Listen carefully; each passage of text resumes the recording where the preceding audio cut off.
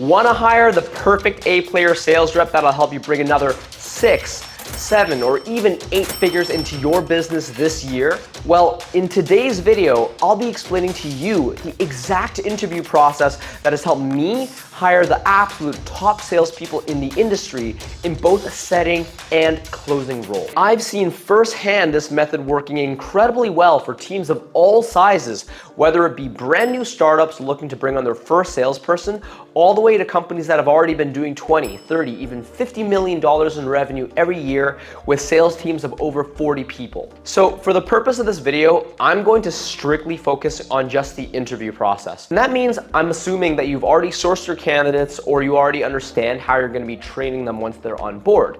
Now, if you haven't done those things, here's actually a better video that you're going to want to watch, because I do go through the entire process, including the interview, from an A to Z manner.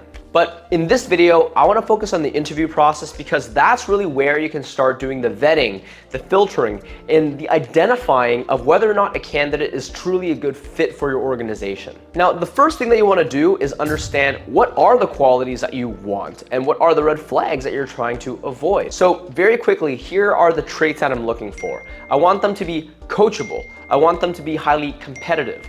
I want any salesperson to have a proven track record of excellence in whatever it is that they're doing. Great communication skills, super detail-oriented and organized, and ultimately just very passionate about the world of sales and persuasion.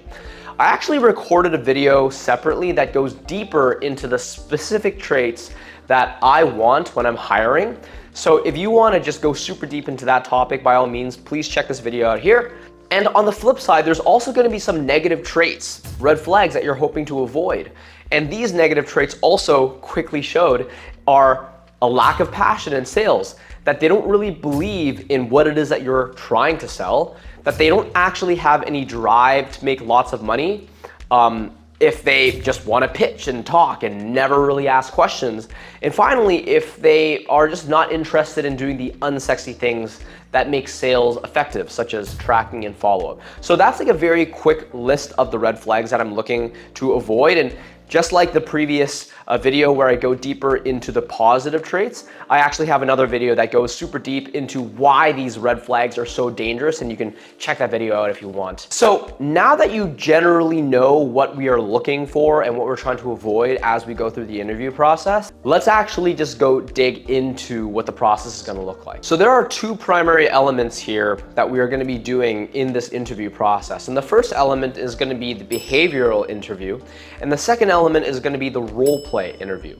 And it's the combination of these two interviews that will allow us to understand whether or not this candidate is actually going to be the perfect fit for the role that we're hiring for. So let me first go into the behavioral interview. What is that?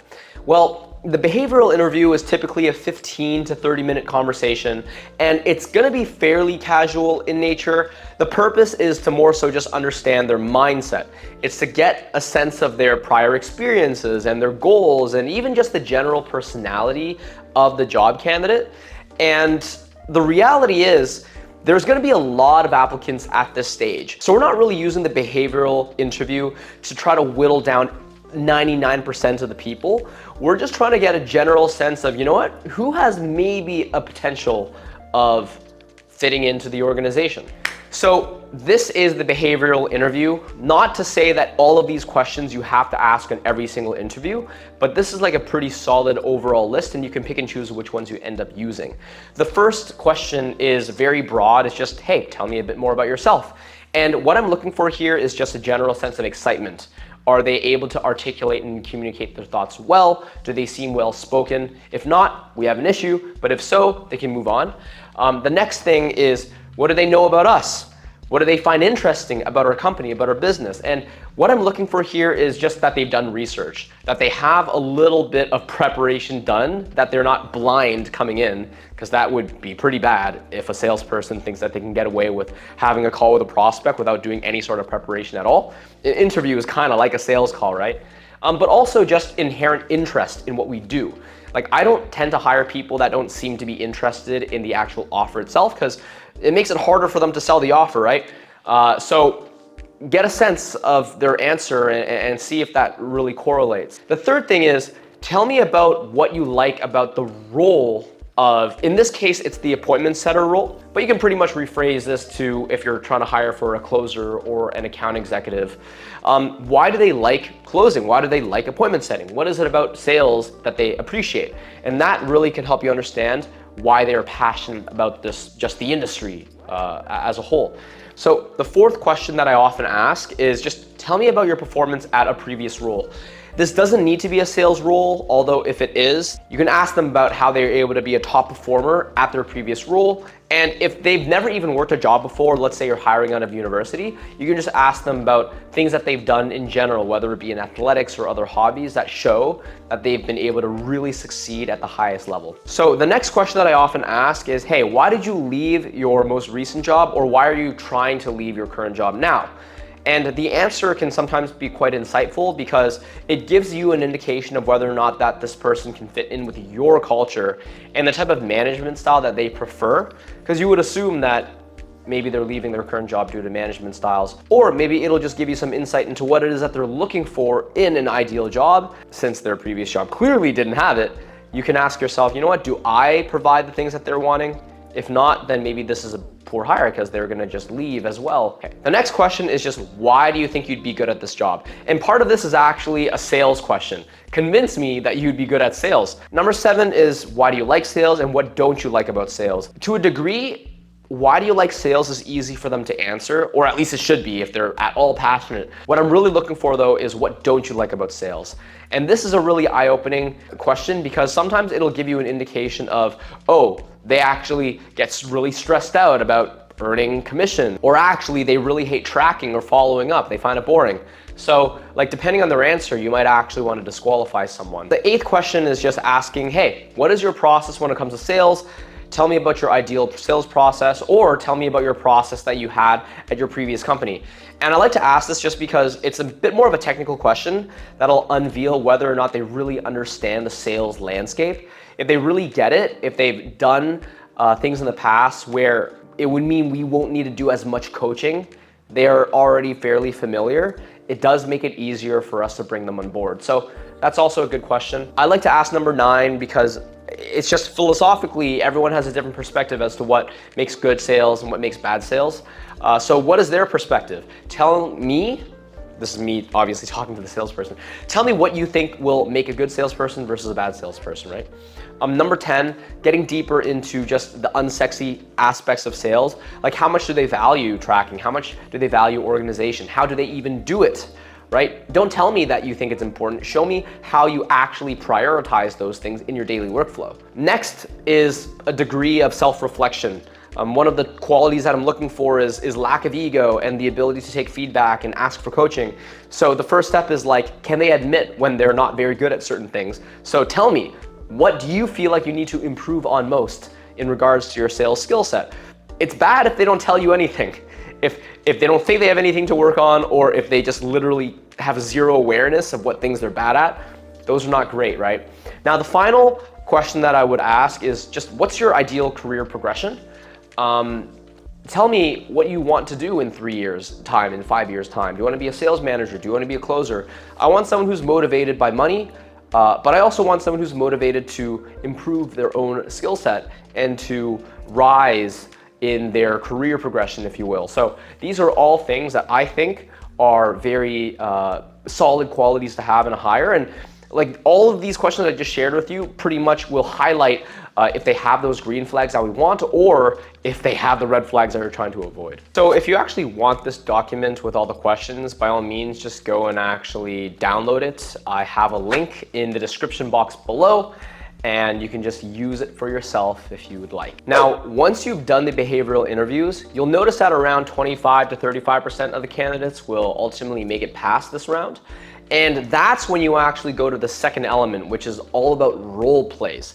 And the role play interview is amazing because it helps us understand whether the candidate actually has the right sales specific skills, such as the ability to prepare for a call, identifying how effective they are at qualification and objection handling and pitching. Can they deal with pressure? And finally, how coachable and able to take feedback are they? So here's the idea. you present the candidate an actual sales scenario, and their job is to sell you something over a cold pitch.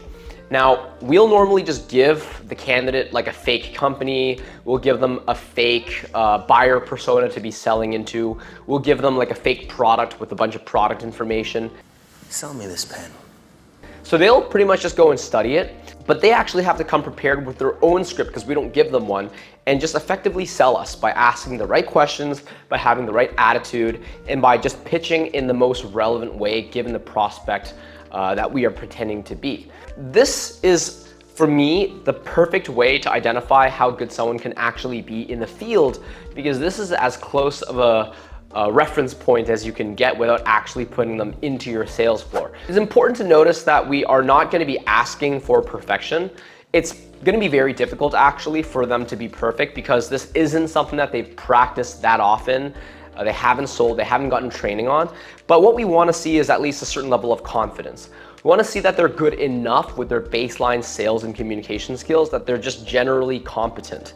The real secret and sign that we're looking for is actually how well can they take feedback and improve if we were to give them multiple chances. Because let's say we do the first role play with them and there's a couple things that didn't go right. Now, the first thing that we're gonna do is ask them, hey Sarah, hey Bob, what do you think you could have done better? And we're gonna really hope that they can identify on their own what are the elements that they messed up on, because that self-awareness is key.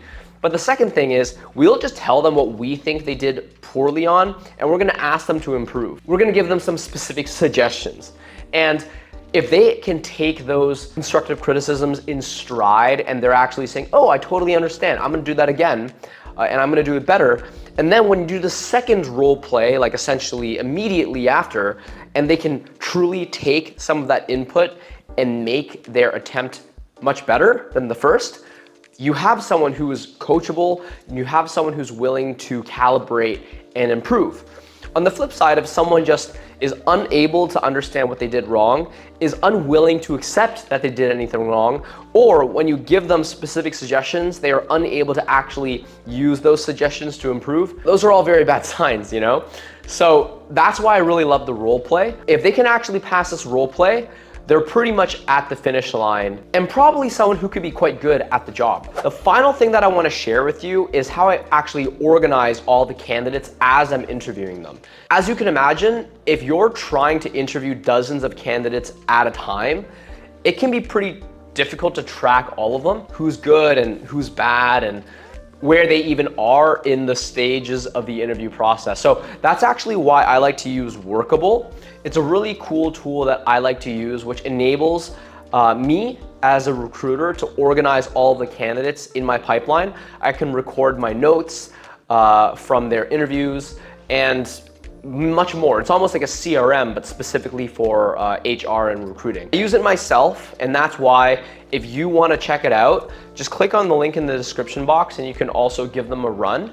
Obviously, I'm an affiliate partner, but I'm willing to do so since I actually use them to quite an effective degree. It just comes back down to like the unsexy details in sales. Recruiting and sales are very, very similar in that you have a lot of candidates and you have leads and you need to manage the pipeline. Just like how sales, you need to do the follow-up and the tracking. You also have to do so in recruiting. That's why I love to have tools like this to supplement and assist. Now, if you liked this video, please drop me a like and a subscribe. It means a lot since this is like a relatively new channel. And if you do those things, you'll be notified of more free epic content all about sales and building teams and just generating more growth in your company. And by the way, I've actually worked with over 120 different clients on helping them improve their sales process, improve their operations, and even constructing sales teams. If you need help with that, book a call with me in the description box below, and I'll speak with you personally so that we can help you get your business to the next level. All right, so with that being said, this is Lloyd once again, and cheers.